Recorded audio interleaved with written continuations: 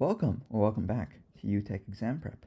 And for today's video, we're going to be doing this question right here. So take a minute, pause video here, and see if you can do it yourselves.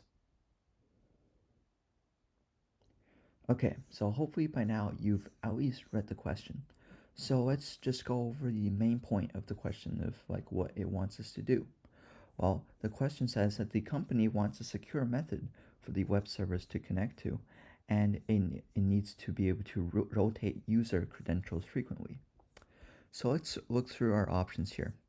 Option A stores the database user credentials in AWS Secret Manager, which is very, very great because AWS Secret Manager is made to store secrets that might be rotated in the future. So overall, A is just a fantastic option that follows the question perfectly. But before we choose A, we can look at B, C, and D and then see if there are even better options. B is the exact same as option A, but except for using AWS Secret Manager, it uses AWS Systems Manager OpsCenter.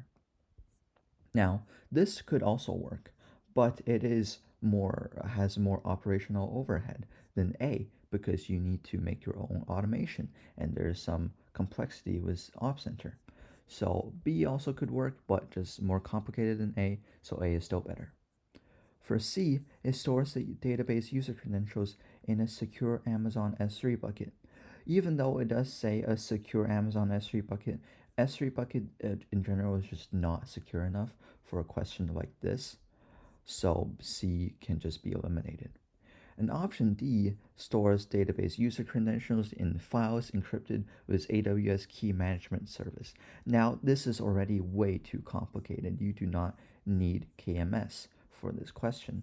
And this, with all the other stuff this option brings up, is just there's way too much to do. And a much simpler option would just be option A. So could D work? Yes, technically it could work, but there's just much simpler options. So A is going to be the best option for this question and the correct answer. So that is it for this video, and thank you for watching. Subscribe for more.